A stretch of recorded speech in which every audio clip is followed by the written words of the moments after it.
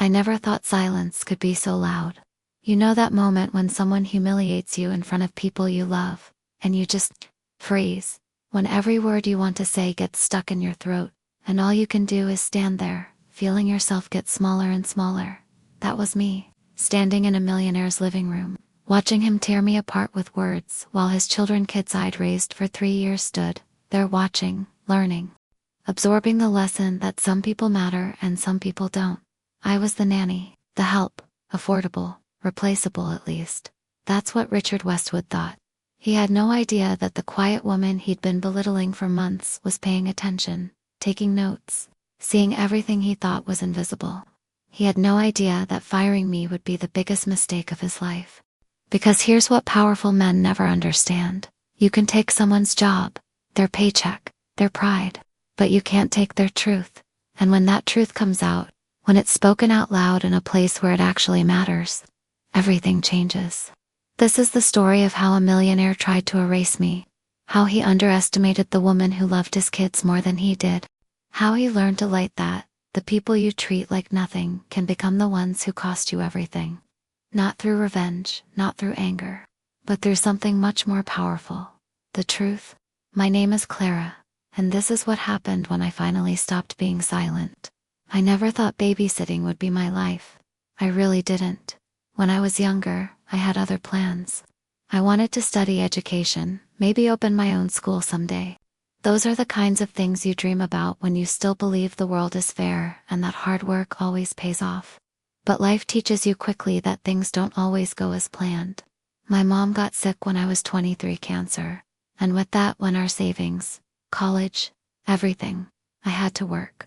I needed money now, not in 4 years when I graduated. So I started babysitting, first for a neighbor, then for a friend of my aunt's. And that's how, by word of mouth, I ended up being a nanny.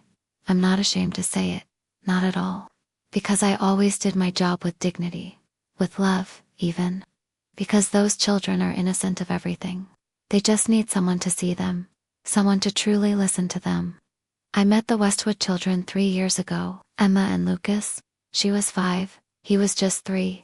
They were small, sweet, with those inquisitive eyes that only children have. Their mother, Rebecca, hired me after an interview at their home, a huge mansion on the outskirts of the city. Marble floors, enormous windows, gardens that looked like they belonged in a magazine. Everything was perfect on the outside. Rebecca was distant, not cold, but absent. Always on her phone, always in a meeting, always busy. She told me from day one, I need you to take care of everything. I don't have time to be hovering over them. And I nodded. I didn't judge. Every family is different. At first, I hardly saw his father, Richard Westwood. He arrived late and left early. Impeccable suits, a watch that gleamed even in the dark. That air of a man used to being told yes. When we passed each other in the hallway, he barely glanced at me. A curt greeting, a nod, nothing more. But with the children, I gave myself completely. I made them breakfast, took them to school, did their homework with them, bathed them, and read them stories before bed. Emma called me Miss Clara in that little voice that stayed close to my heart. Lucas would fall asleep in my arms, breathing slowly and peacefully. There were difficult days, of course. Days when Emma cried because her mom had broken another promise. Days when Lucas asked why his dad never played with him. And I didn't know what to say. What do you tell a 4-year-old? That his parents are too busy building an empire to watch him grow up? I just hugged them. I told them I loved them, even though they didn't show it. I made up excuses that even I didn't believe. But I did it because someone had to protect them from the immense loneliness they felt in that house so full of things. Rebecca and Richard were arguing. Not shouting, not in that dramatic way you see in movies. No, they argued with silences, with doors that closed softly but firmly, with cutting glances, with short phrases that left a heavy air. I tried not to get involved. I really did. But when you live in a house, even if it's not yours, you end up feeling everything. The atmosphere, the tension, the things no one says but everyone knows. One day Emma asked me, Miss Clara, do you think Mom and Dad love each other? I was stunned. I was 7 years old, 7. And I was already asking those questions. I told her yes, that of course they loved each other, that they were just tired from work. But she looked at me with those eyes that already knew too much and said nothing more. That night, as I was putting her to bed, she grabbed my hand and said, "Don't go, okay? Promise me you won't leave." And I promised them. Because at that moment I felt it. I felt that those children needed me, and I needed them too. Because when my mom died, something inside me went dark. And taking care of Emma and Lucas made me feel useful again. It made me feel like I could still do something good in this world. But promises are fragile. More fragile than one might think. Rebecca started going out more often. Business trips, dinners, events. Richard tipped the house would be quiet, just the children and me, and they got used to it. They got used to me being there always. Until one night, Rebecca didn't come back. Richard arrived at 11 o'clock at night, alone, with a face I'd never seen before. Tired, broken. He poured himself a whiskey in the living room, sat down on that enormous sofa, and stared into space. I was about to go up to my room, but something stopped me. I don't know if it was shame, or curiosity, or that instinct you have when you know something bad is about to happen. "Is everything all right, Mr. Westwood?" I asked him, in a soft voice. He looked at me, and for the first time in 3 years, he really looked at me. "She's gone," he said, just like that. "Rebecca's gone." Things got worse in ways I didn't see coming. Richard started bringing people home. Business associates, lawyers, friends I don't even know. The house that used to be quiet, almost empty, suddenly had strangers walking through it all the time. And he started introducing me. "This is Clara, the nanny," he'd say. "Not Clara who takes care of my kids. Not Clara who's been with us for 3 years. Just the nanny." Like that was my whole identity. Like I didn't have a name that mattered. I'd smile, nod, play my part. But every time he said it, something inside me got a little harder. One night he had a dinner party. 8 people, colleagues from his company. I think he told me earlier that day that I needed to keep the kids upstairs and quiet. "I don't want to hear them," he said. Not a sound. So I did what he asked. I kept Emma and Lucas in the playroom, doors closed, playing games and watching movies with the volume low. They kept asking why they couldn't come down, why they couldn't say hi to Daddy. "He's working, sweetie," I told Emma. "Adult stuff, boring." Around 8 o'clock, Lucas said he was hungry. I'd fed them earlier, but he's a growing kid, he's always hungry. "Okay," I said. "Let me go get you a snack real quick." I went downstairs as quietly as I could. The dining room was full of laughter and wine glasses clinking and the smell of expensive food I hadn't cooked. Richard had it catered. I slipped into the kitchen, grabbed some crackers and cheese, and was heading back when I heard my name. "Clara's been great with the kids." Actually, I stopped. It was Richard's voice, coming from the dining room. "She's very affordable," he continued. And people laughed. Actually laughed. My face went hot. I mean, Rebecca always wanted to hire someone with a degree, some fancy credentials. But honestly, for what we need, Clara's perfect. She's good with the kids, doesn't ask questions, doesn't cost a fortune. More laughter. "Smart man," someone said. "Why pay for a Mercedes when a Toyota gets you there just fine?" I stood there in the hallway holding that plate of crackers, feeling like I'd been punched in the stomach. Affordable a Toyota. I wanted to walk in there. Wanted to tell him exactly what I thought of him and his stupid dinner party and his need to make himself feel big by making me feel small. But I didn't, because I needed this job. Because Emma and Lucas needed me. So I went back upstairs, put on a smile, gave Lucas his snack, and I didn't say a word. That was the beginning. But it wasn't the worst. The worst came 2 weeks later. It was a Tuesday. I remember because Tuesdays were always easy half day at school, and the kids came home happy and energized. I picked them up, brought them home, made them lunch. We were sitting at the kitchen table, Emma telling me about her art project, Lucas making a mess with his spaghetti, when Richard walked in. He wasn't alone. There was a woman with him. Tall, blonde, wearing a dress that probably cost more than I made in a month. She had that look the one confident, polished, the kind of woman who's never been told no in her entire life. "Kids, this is Vanessa," Richard said. "She's Daddy's friend." Emma and Lucas just stared. Vanessa smiled this bright fake smile. Oh my gosh, they're adorable. She crouched down, trying to get on their level. Hi sweeties. I've heard so much about you. Emma scooted closer to me. Lucas kept eating, barely looking up. Say hello, Richard said, his voice firm. Hello, Emma mumbled. Richard looked at me then. Clara, can you clean this up? We're going to be in the living room. Of course, Mr. Westwood. I started clearing the table. The kids stayed with me, quiet now. From the other room, I could hear Vanessa's laugh. Loud, performative. Emma whispered. I don't like her. I said softly. It's not our business, okay? But it bothered me. Not because I cared who Richard spent time with, that was his life. But because his wife had been gone for 6 weeks. 6 weeks. And he was already parading someone new through the house where his kids lived. It felt wrong, disrespectful, to them, to Rebecca, even if she'd left, to the whole situation. Vanessa started coming around more. And every time she did, Richard changed. He got louder, more performative himself, like he was showing off. And he started showing off by putting me down. It was small stuff at first. Correcting me in front of her. Clara, I've told you before, Lucas doesn't like carrots. Even though Lucas ate carrots just fine. Or, Clara, you forgot to pick up my dry cleaning again. When I'd never been asked to pick up his dry cleaning. Ever. Vanessa would just smile. Sip her wine. Watch. Then came the day I'll never forget. It was a Saturday afternoon. I had the kids in the backyard, running through the sprinkler. It was hot. They were happy. Their laughter was the best sound in the world. Richard came out with Vanessa. She was in heels and a white dress, completely wrong for a backyard. But whatever. Clara, Richard called out. Come here for a second. I walked over, still smiling from watching the kids play. Vanessa and I were talking, he said.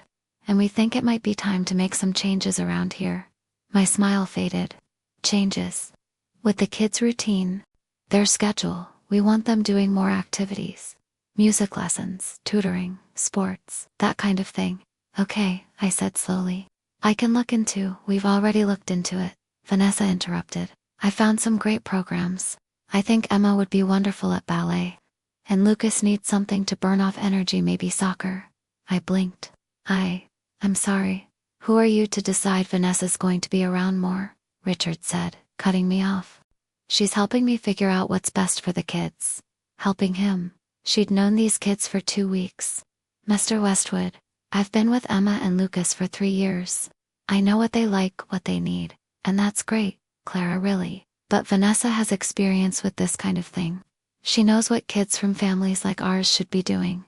Families like ours. Like I wasn't part of it. Like I was just staff. Vanessa smiled at me. Don't worry. We're not trying to step on your toes. You'll still do the grunt work. Pickups, meals, that stuff. We're just handling the important decisions now. The grunt work. I felt my face get hot. My hands started shaking. I see, I said quietly. Great, Richard said. Glad we're all on the same page. They walked back inside, Vanessa's hand on his arm, both of them laughing about something. And I stood there in the backyard, watching Emma and Lucas play, feeling like I'd just been erased. Like 3 years of loving those kids, of being there when no one else was, meant absolutely nothing. After that day, everything felt different. I still did my job, got up at 6, made breakfast, got the kids ready, took them to school, same routine, same tasks. But it didn't feel the same because now I knew exactly where I stood. Vanessa started spending nights there. Not every night, but enough that the kids noticed. Enough that her stuff started appearing around the house. A toothbrush in the bathroom. A robe on the back of the door. Her expensive perfume smell lingering in the hallways. Emma hated it. She didn't say it directly, but I could tell. The way she'd go quiet when Vanessa walked in. The way she'd grab my hand a little tighter. The way she started having nightmares again. Something she hadn't done in over a year.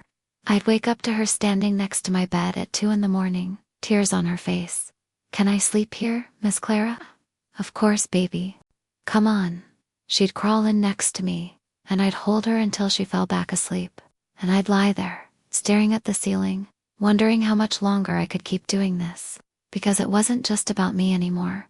It was about them. About what this whole situation was doing to them. Lucas started acting out at school. His teacher called not Richard, me to say he'd been pushing other kids. Getting angry over nothing, not listening. When I talked to Richard about it, he barely looked up from his laptop. Handle it, Clara, that's what you're here for. Handle it. Like I could fix what was broken in this house, just by managing his kids' behavior. I tried talking to Lucas, asked him what was wrong, why he was so upset. He just shrugged. I don't know, but I knew. Kids don't act out for no reason. They act out when their world doesn't make sense anymore. When the adults around them are too busy with their own drama to see them. Vanessa started giving me instructions. Direct orders, like she was my boss now. Clara, make sure the kids are in bed by 7:30 tonight. Richard and I have plans.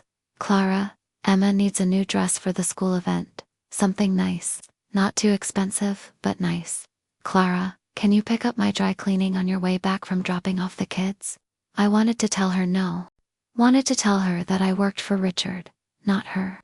That she had no right to boss me around in a house that wasn't even hers. But I didn't, because every time I thought about pushing back, I remembered that I needed this job, that my savings account was almost empty, that my rent was due in 2 weeks, and I had nowhere else to go. So I said yes. Every single time, and I felt myself getting smaller, quieter, like I was disappearing in my own life. The money thing got worse too. Richard had always paid me on time, every 2 weeks, like clockwork. But that month, the payment was late, 3 days late, then 5, then a week. I finally worked up the courage to ask him about it. Mr. Westwood, I hate to bother you, but I haven't received this week's payment yet. He was in his office, typing something on his computer, didn't even look at me. Yeah, I've been busy, I'll get to it. It's just, my rent is due, and I really need. I said I'll get to it. Clara, his tone was sharp, final. I left his office feeling like I'd done something wrong just by asking for money I'd already earned. He paid me 3 days later, no apology, no explanation. Just a transfer that showed up in my account like nothing had happened. But something had happened. Because now I knew that even my paycheck wasn't safe.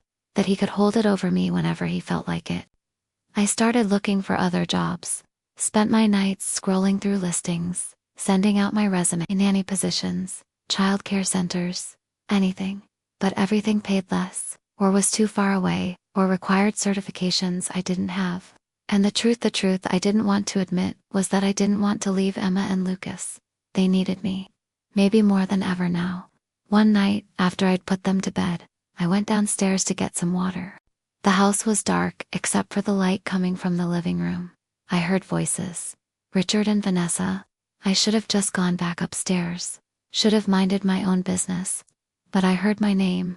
I just think you could get someone better, Vanessa was saying. Someone with actual qualifications. Clara's sweet and all, but she's not exactly. She's cheap, Richard said, and the kids are used to her. It's not worth the hassle of finding someone new right now. Cheap. That word again, I guess, Vanessa said. But when we move forward with everything, with us, you're going to want someone more professional. Someone who reflects the kind of family we're building. The kind of family we're building. I stood there in the dark hallway, holding my empty glass, feeling like I'd been slapped. I went back upstairs. Didn't get the water. Just sat on my bed and stared at the wall. That's when it really hit me. I wasn't a person to them. I was a service. A convenience, something they kept around because it was easier than the alternative. And the worst part, I'd let it happen. I'd let Richard talk down to me. Let Vanessa treat me like the help.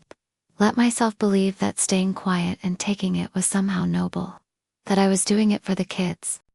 But what was I teaching the kids by letting myself be treated like this? Emma had started talking to me differently. Little things. Like she'd picked up on the way Richard spoke to me. Clara, can you get me juice? Not Miss Clara anymore. Just Clara. And not asking telling, I corrected her gently. Emma, sweetie, can you ask nicely? I did ask. You told me, there's a difference. She rolled her eyes. Rolled her eyes. At 7 years old. And I realized she was learning. Learning that some people matter and some people don't. Learning that it's okay to treat people badly if they're beneath you. Learning it from her father. That night, lying in bed, I made a decision. I couldn't leave. Not yet. The kids needed stability, and I needed the money. But I wasn't going to keep shrinking. Wasn't going to keep letting Richard and Vanessa erase me. I didn't know how yet. Didn't have a plan. But something had to change. Because I couldn't live like this anymore. I just didn't know that the breaking point was coming sooner than I thought. And that when it came, it would be worse than anything I'd imagined. I started keeping a journal. Not because I thought anyone would ever read it. Not because I had some grand plan. I just needed somewhere to put all the things I couldn't say out loud. Every night, after the kids were asleep, after Richard and Vanessa had stopped making noise downstairs, I'd sit in my room and write about the small humiliations, the comments, the way Richard would snap his fingers at me like I was a dog, the way Vanessa would correct me in front of the kids, undermining everything I said. Writing it down made it real, made it something I couldn't pretend wasn't happening. But it also made me realize something. I was stronger than I thought, because every day, I got up. Every day, I smiled at those kids. Every day I swallowed my pride and my anger and my hurt, and I showed up. Not for Richard, not for Vanessa, not even for the paycheck, honestly. For Emma and Lucas, because they were watching, they were learning. And if I let Richard's cruelty turn me bitter or mean or cold, then what would that teach them? So I made a choice. A quiet choice that nobody else saw. I decided to keep my dignity. That meant not arguing back when Richard snapped at me. Not because he was right, but because I wasn't going to give him the satisfaction of seeing me lose control. That meant doing my job well. Better than well, perfectly. So he'd have nothing real to criticize. That meant being kind to Emma and Lucas even when they tested me. Even when Emma got snippy or Lucas threw tantrums. Because they were just kids caught in the middle of adult garbage. But it also meant something else. It meant watching, listening, paying attention. I started noticing things I hadn't before. Like how Richard's business meetings always seemed to happen at bars. How he'd come home smelling like whiskey, more nights than not. Like how Vanessa never actually spent time with the kids. She'd show up, take pictures with them for Instagram, then disappear back to whatever she was doing. Like how Richard's phone was always face down on the table. Always on silent. Always just out of reach. Like how bills started piling up on the kitchen counter. Envelopes he didn't open. Red stamps that said final notice. I didn't go looking for this stuff. I just saw it because when you're invisible to people, you see everything they don't think you notice. And I started to understand something. Richard Westwood wasn't the powerful, put-together millionaire he pretended to be. He was falling apart. His business was in trouble. I heard him on the phone one night, practically begging someone for an extension on a loan. His marriage had imploded. His kids barely knew him. And now he was clinging to Vanessa like she was going to fix everything, when really she was just another problem he didn't know how to handle. He was a mess. And he was taking it out on me because I was the only person in his life who couldn't fight back. Or so he thought. I wasn't planning revenge. That's not who I am. I wasn't lying awake at night plotting ways to hurt him, but I was paying attention. And I was remembering. Every comment. Every insult. Every moment he made me feel small. I remembered all of it. There were moments when I almost broke.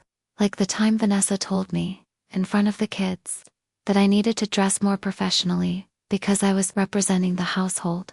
I was wearing jeans and a sweater, clean, neat, appropriate for chasing a 6-year-old around a playground.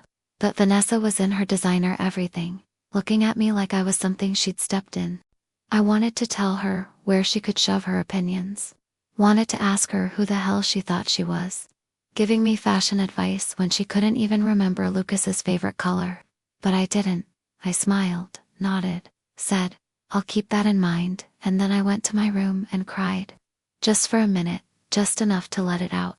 Then I washed my face, went back downstairs, and played blocks with Lucas like nothing had happened. That was my resistance. My quiet rebellion. They could control my job, my schedule, my paycheck, but they couldn't control who I was. They couldn't make me cruel, couldn't make me small on the inside, even if they tried to make me small on the outside. Emma noticed. She was smart, that kid, smarter than anyone gave her credit for. One day, out of nowhere, she asked me, Miss Clara, Why do you let Daddy talk to you like that? We were in her room, folding laundry, just the two of us.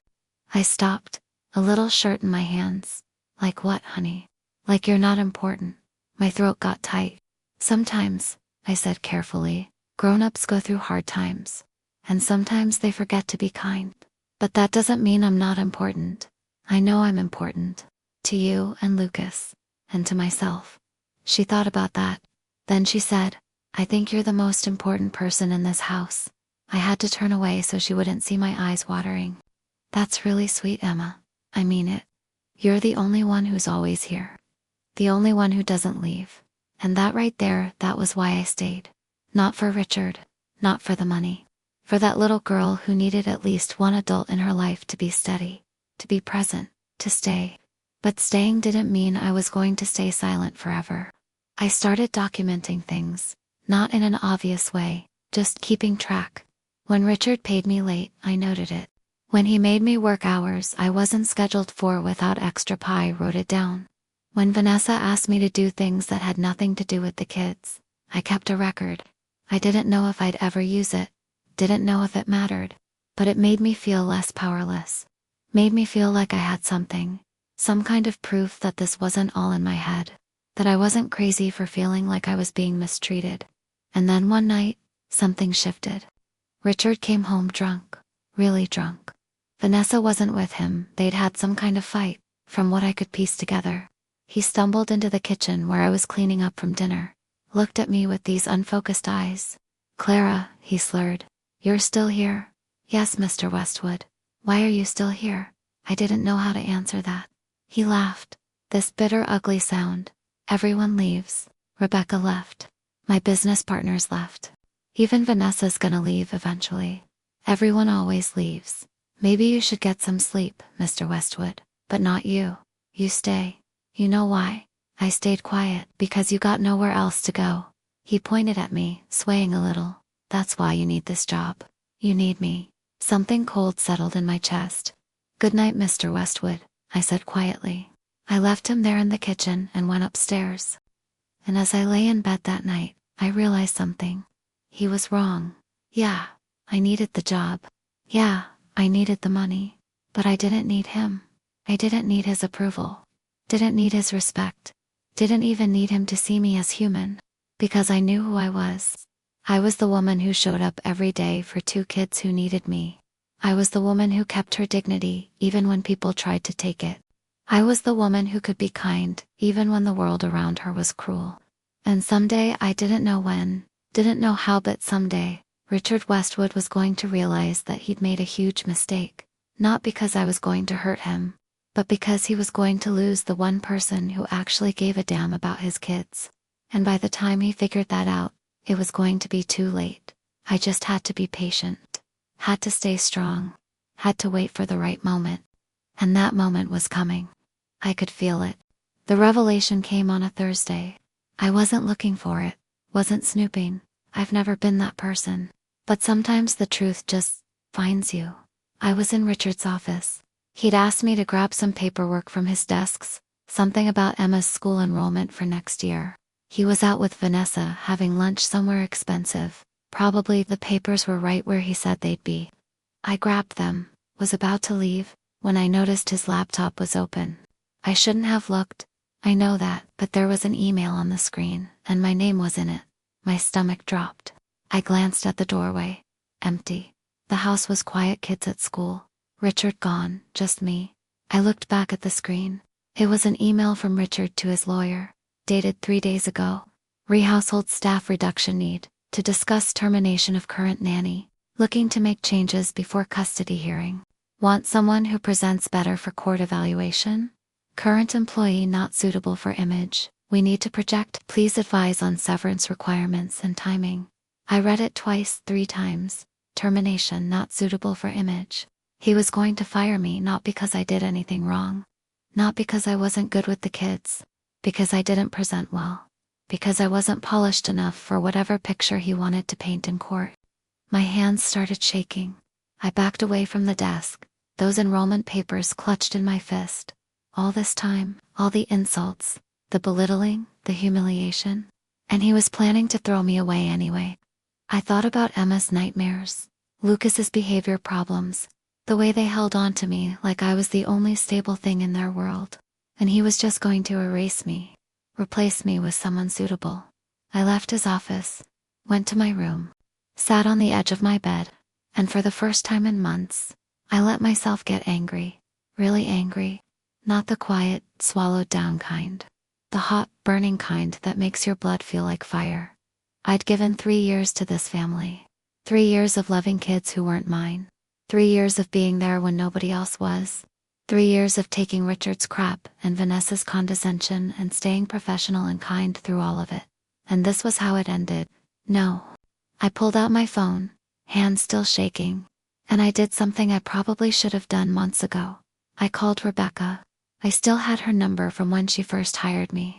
We'd texted occasionally after she left mostly, her checking in on the kids, but we hadn't talked in weeks. She answered on the third ring. Clara, is everything okay? Are the kids? The kids are fine, I said. My voice was steadier than I expected. But I need to talk to you. About Richard. About what's been going on. There was a pause. Then, I'm listening. So I told her everything. About Vanessa. About how Richard treated me. About the late payments and the insults and the way he was using me until he could replace me with someone who looked better on paper. About how Emma was having nightmares. How Lucas was acting out. How these kids were being shuffled around like accessories, while the adults in their lives played house. I told her about the email. About the custody hearing I wasn't even supposed to know about. When I finished, Rebecca was quiet for a long moment. I didn't know it was that bad, she said finally. Her voice was tight. I knew Richard could be difficult, but I didn't know he was treating you like that. I didn't tell you because it wasn't my place. But now he's trying to erase you before I can use you as a witness. My breath caught. What? The custody hearing, Rebecca said. It's in 6 weeks. My lawyer's been trying to build a case that Richard's not providing a stable environment for the kids. That he's more focused on his girlfriend than on being a father. Having you testify about what you've seen, what the kids have been going through, that would have been huge. I hadn't even thought about that. But if he fires you first, she continued, he can claim you're bitter, that you're making things up. It undermines everything you'd say. That's why he's doing this. That's exactly why he's doing this. I felt something click into place. A piece of a puzzle I didn't know I was solving. Rebecca, I said slowly. What if I documented everything? What if I had proof? What kind of proof? I thought about my journal. About the texts from Richard changing my hours. About the pay stubs showing late payments. About every little thing I'd been keeping track of without really knowing why. Everything, I said. Rebecca was quiet again. Then, Clara, I need to ask you something. And I need you to be honest with me, okay? Do you want to help me? Really help me. Because if you do this, if you testify, Richard's going to come after you. He's going to try to destroy your credibility. It won't be easy. I thought about Emma asking me not to leave. About Lucas falling asleep holding my hand. About 3 years of my life poured into these kids. I want to help, I said. Not because I hate Richard, but because those kids deserve better. Then we need to be smart about this, Rebecca said. Don't let him know you know. Keep doing your job. Keep being perfect. And document everything. I mean everything. Can you do that? Yes. My lawyer's going to want to talk to you. But it has to be discreet. Richard can't know, I understand. We talked for another 20 minutes, made a plan. She gave me her lawyer's contact information. Told me to keep my head down and my eyes open. When I hung up, something had changed. I wasn't powerless anymore. I had information. I had an ally. I had a purpose. Richard thought he could just throw me away. Thought I was too insignificant to matter. But he'd made a mistake. He'd underestimated me. And now I was going to make sure that when this custody hearing happened, the truth came out. Not my truth. Not Rebecca's truth. The kids' truth. That night, when I tucked Emma in, she asked me again, "You're not leaving, right?" I brushed her hair back from her forehead. "No, baby, I'm not leaving, not yet. Not until I'd made sure she and Lucas were going to be okay. And if that meant going to war with Richard Westwood, then that's exactly what I was going to do." The next 2 weeks were the hardest of my life. Not because anything dramatic happened. Actually, it was the opposite. Everything looked normal on the surface. I still got up at 6. Still made breakfast. Still took the kids to school, and picked them up and helped with homework, and gave baths and read bedtime stories. But underneath, I was building something. A case, evidence, truth. I started taking pictures. Not obvious ones, just my phone casually capturing things.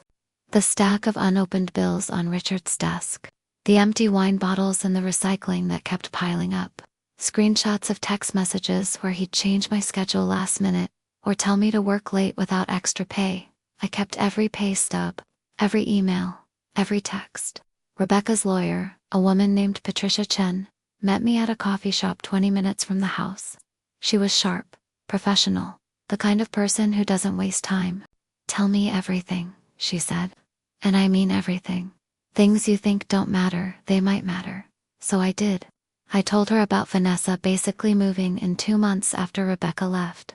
About how the kids never saw their dad anymore unless he was showing them off for pictures. About Emma's nightmares and Lucas's aggression at school. I told her about Richard calling me affordable at that dinner party. About how he'd hold my paycheck when he was mad. About how he was planning to fire me right before the custody hearing. Patricia took notes the whole time. Didn't react much, but when I finished, she looked at me with something like respect. "You're credible," she said. "You're consistent. You have documentation. And most importantly, you clearly care about those kids." "I do." "Then here's what's going to happen. We're not going to tip our hand. Richard doesn't know you're working with us, and we want to keep it that way as long as possible. You keep doing exactly what you've been doing. You stay professional. You don't give him any reason to fire you early. What if he does anyway? Then we have wrongful termination on top of everything else. But I don't think he will. He's too arrogant. He thinks he's already won." She was right about that. Richard had gotten worse, actually. More careless. Like he didn't even bother hiding who he really was anymore. He'd snap at me in front of the kids now. Wouldn't even wait until they were out of the room. "Clara, how many times do I have to tell you Lucas doesn't like his sandwich cut diagonally?" Lucas literally didn't care.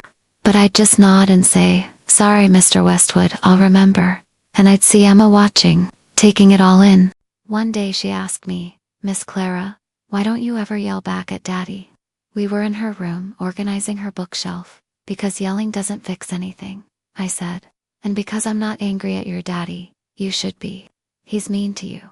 I sat down next to her. "You know what's more powerful than yelling, Emma?" "What?" "Knowing who you are, knowing what's right, and not letting other people's meanness change that." She thought about it. Then she hugged me. "I think you're the strongest person I know," she whispered. And that right there, that was why I was doing this. Not for revenge, not to hurt Richard, but to show these kids that you don't have to fight fire with fire. That dignity and truth and doing the right thing, that's real power. The turning point came 3 weeks before the custody hearing.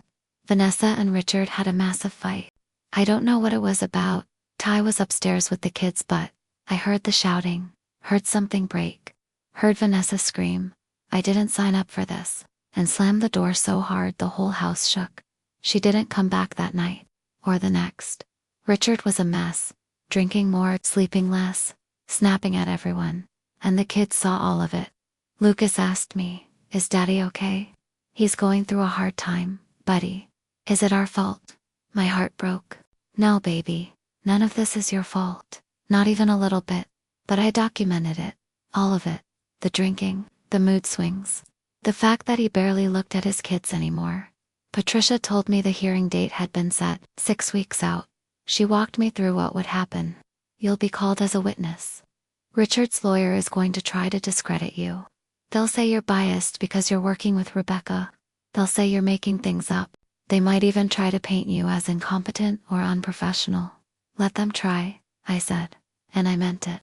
Because I had the truth and I had proof. Richard still didn't know. Still thought I was just the quiet, compliant nanny who'd take whatever he dished out. But I could feel the shift happening inside me. I wasn't scared anymore. Wasn't small. I'd spent months letting him make me feel like I didn't matter. Like I was just a convenience. something temporary and replaceable. But I mattered to Emma and Lucas, and I mattered to myself. And soon, I was going to matter in that courtroom. One night, about a week before I knew he was planning to fire me, Richard called me into his office. My heart was pounding. This was it. He was going to do it. But when I walked in, he just looked tired. "Sit down, Clara." I sat. "I'm going through some changes," he said, not looking at me. Looking at his desk. "With the business, with everything. And I'm going to need to make some adjustments around here." "I understand, Mr. Westwood. I'm not firing you," he said, like he was doing me some huge favor. "But I'm going to need you to be more flexible. Maybe take on some additional responsibilities. Help out with some things around the house that aren't strictly childcare." Translation: do more work for the same pay. "Of course," I said. "Sweet as honey. Whatever you need." He looked surprised, like he expected me to push back. "Good," he said. "That's good. I appreciate your cooperation. Is there anything else, Mr. Westwood?" "No, that's all." I left his office, went to my room, and texted Patricia. "He didn't fire me. Wants me to do more work instead. Should I be worried?" She responded in minutes. "No, this is good." He's showing his hand. Exploitation of employee is another thing we can use. Keep documenting. I smiled. Richard thought he was controlling me, thought he was manipulating the situation, but really, he was just giving me more ammunition. Every day that passed, I felt stronger, not louder, not angrier, just clearer, more certain. I knew what I was doing was right. I knew those kids needed someone to speak up for them. I knew Richard had been getting away with treating people like garbage for too long. And I knew that soon, very soon, everything was going to come out. The truth has a way of doing that. No matter how hard people try to bury it, you can only keep secrets for so long. You can only treat people badly for so long. Eventually, it all catches up to you. And Richard Westwood's day of reckoning was coming. He just didn't know it yet. The confrontation happened on a Sunday. I didn't plan it. It just erupted. Richard had the kids for the weekend, part of the temporary custody arrangement, while everything got sorted out legally. Rebecca had them during the week. Richard had weekends, which meant I was technically off. But Richard had texted me Saturday night asking if I could come by Sunday morning to watch the kids while he handled some business. I should have said no. It was my day off. But I said yes because I knew handling business meant he was hungover and didn't want to deal with them. And because I wanted to see Emma and Lucas. When I got there at 9, the house was a disaster. Dishes everywhere, toys scattered, evidence of a party the night before, empty bottles, glasses with lipstick stains. The smell of cigarettes, even though Richard didn't smoke. The kids were in the playroom, still in their pajamas, watching TV. Miss Clara, Emma ran to me, hugged me hard. "Hey sweetie, you guys have breakfast. Daddy said we could have cereal." It was almost 10, they'd probably been up since 7. "Okay. Let me make you something real." "Yeah." I got them situated with pancakes and fruit. Asked them about their week with their mom. They seemed happier, lighter. Lucas hadn't gotten in trouble at school. Emma was sleeping better. "Mommy reads to us every night," Emma said. "And she tucks us in. And she asks us about our day. Basic stuff. The bare minimum of parenting. But to them, it was everything." Richard finally came downstairs around 11. Looked like death. Sunglasses on, even though we were inside. "Thanks for coming," he mumbled, heading straight for the coffee. "Of course, Mr. Westwood. I've got a meeting at noon, should be back by 3. "A meeting? On Sunday?" "Sure, no problem. We'll be fine." He left 20 minutes later. Didn't say goodbye to the kids, just grabbed his keys and walked out. Emma watched him go with this look on her face. Old. Too old for 8 years old. "He doesn't want us here," she said quietly. "That's not true, Emma." "Yes it is. He only has us because the judge said he has to." I didn't know what to say to that, because she wasn't wrong. We spent the afternoon at the park. Came back around 2:30. The kids were tired, happy, sun-warmed. Richard's car was already in the driveway.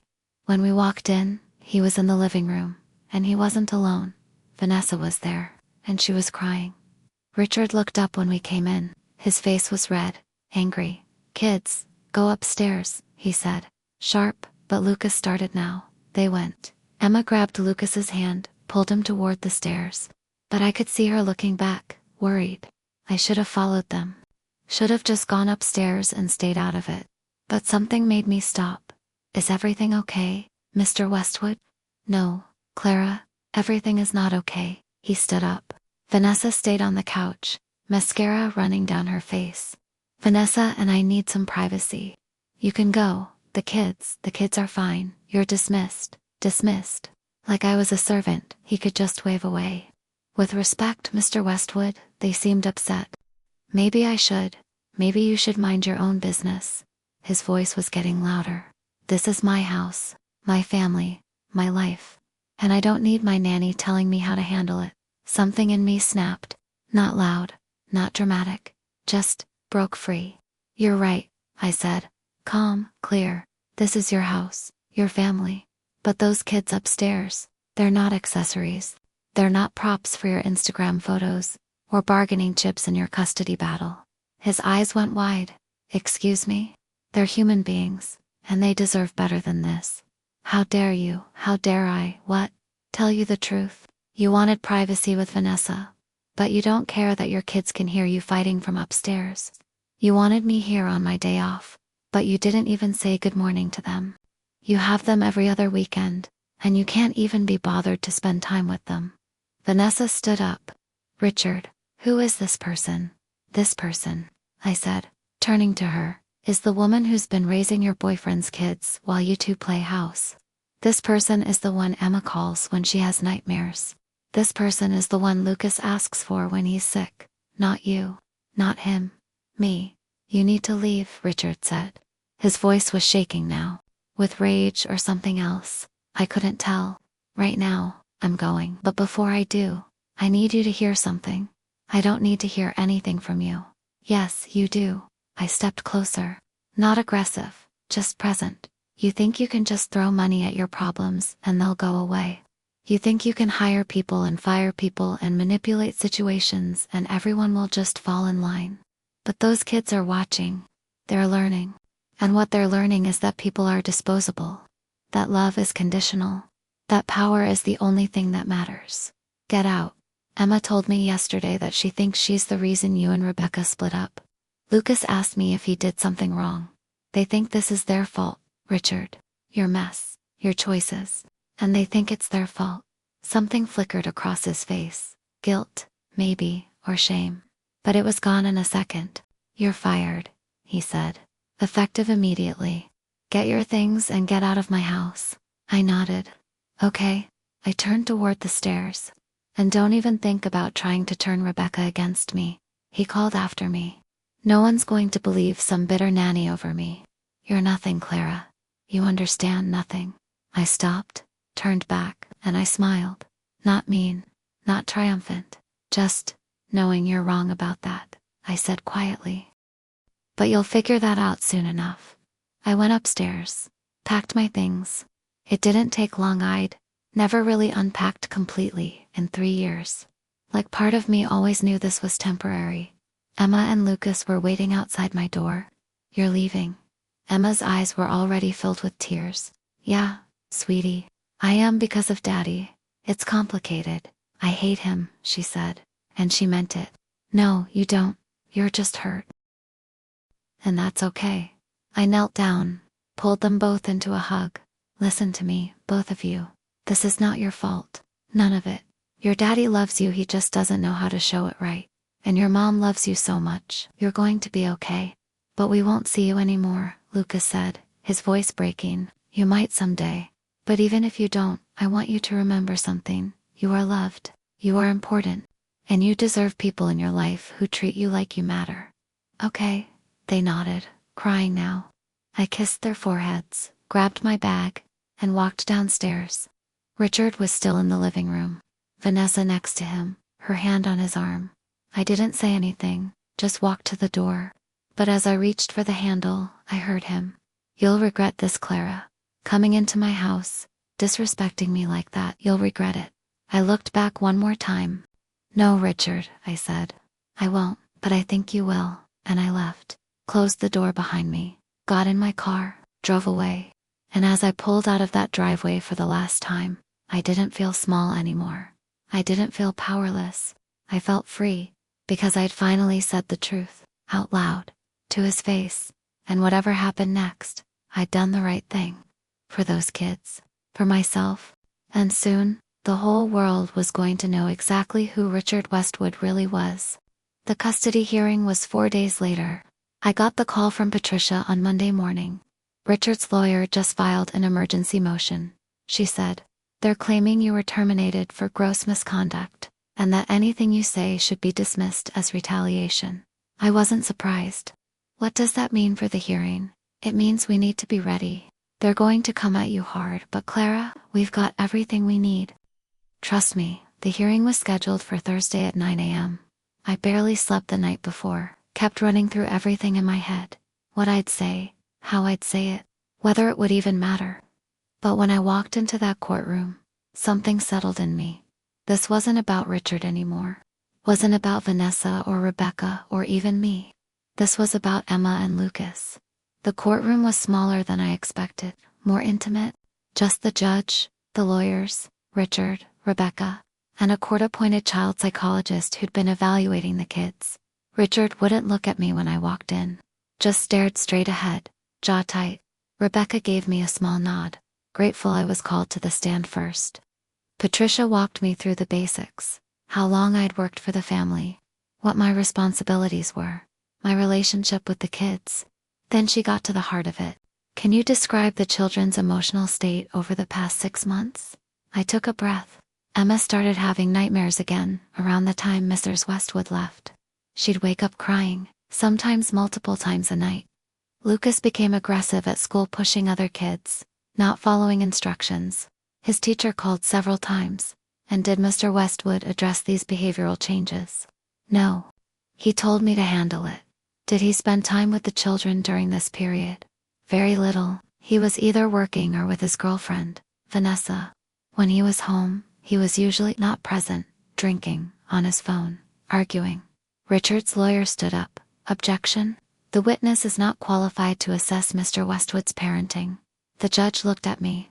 Did you observe these behaviors directly? Yes, Your Honor, I lived in the house. I was there every day. Overruled. Continue.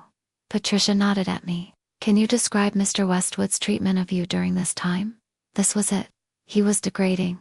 He called me affordable in front of guests, told people I was hired because I was cheap, not because I was qualified.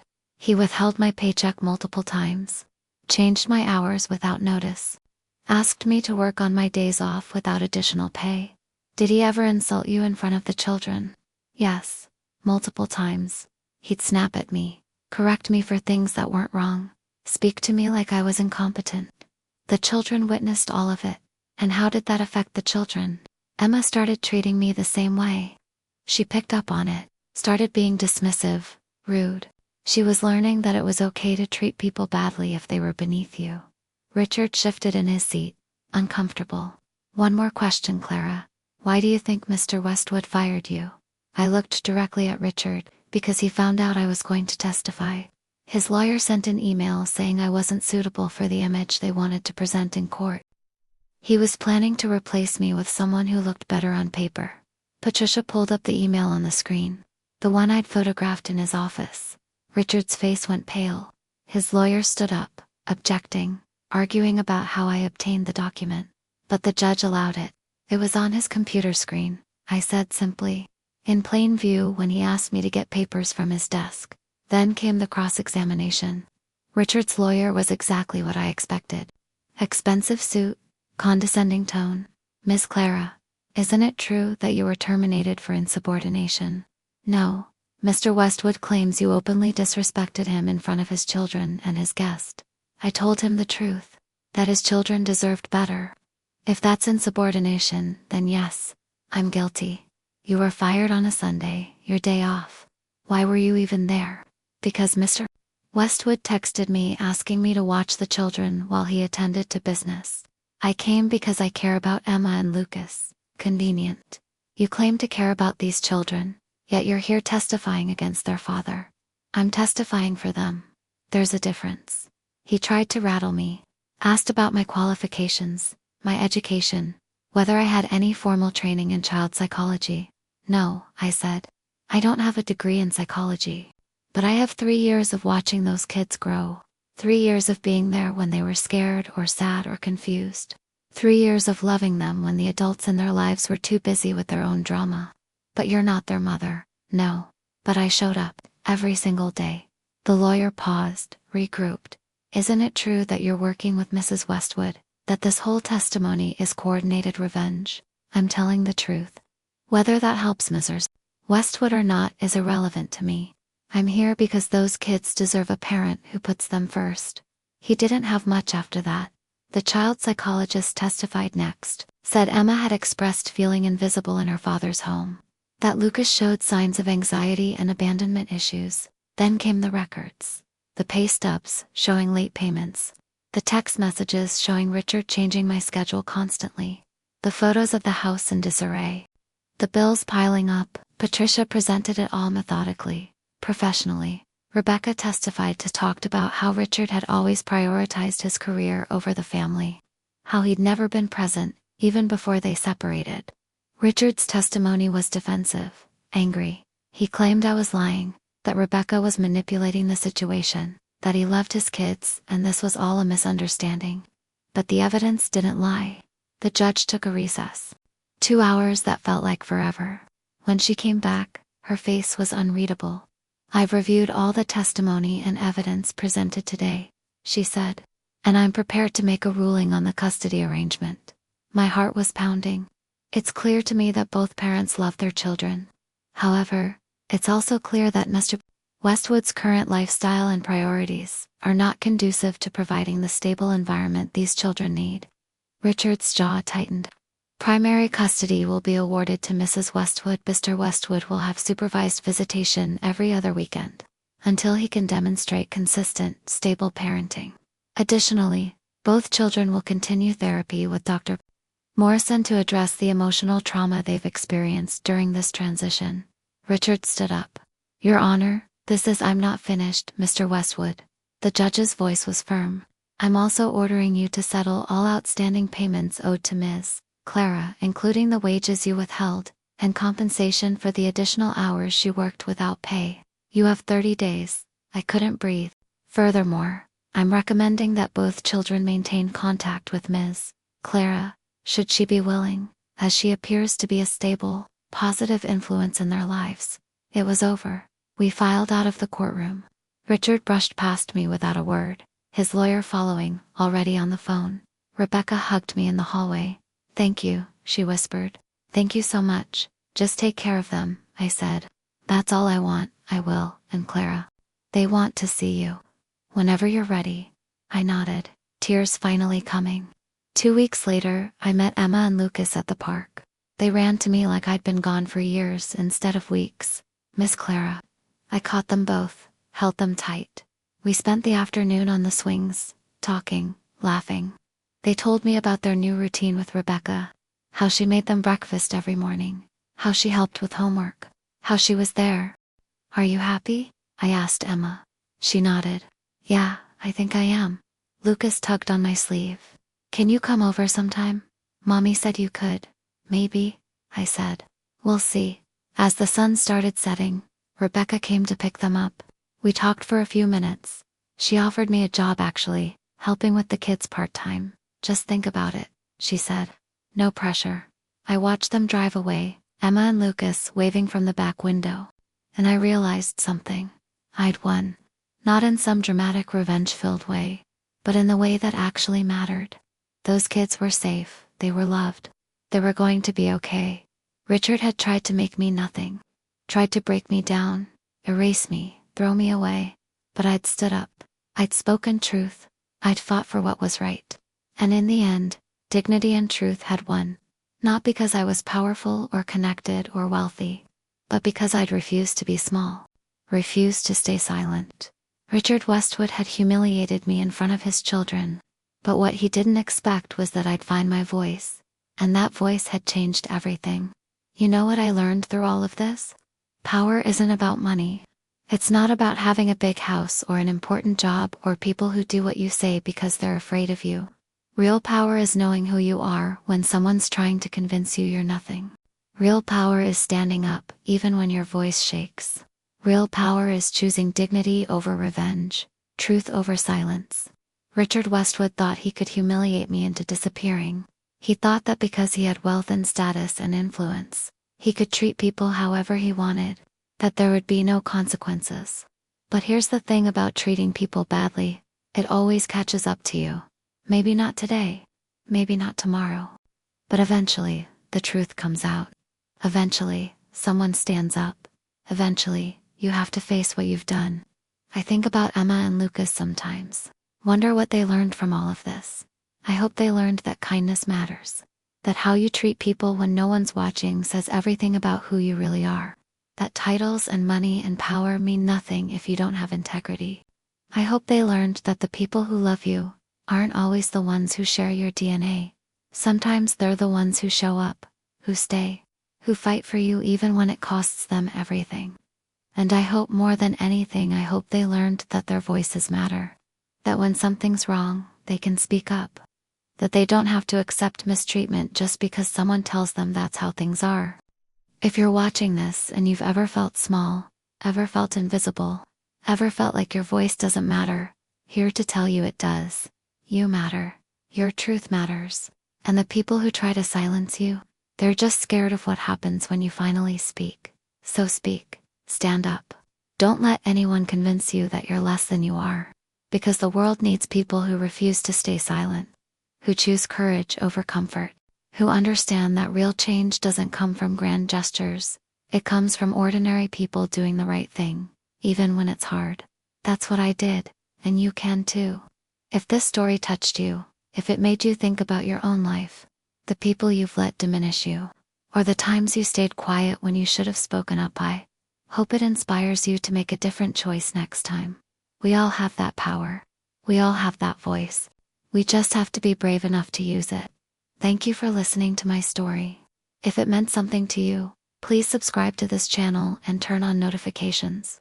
There are so many more stories, like mine, stories of ordinary people finding extraordinary courage. Stories that remind us we're not alone.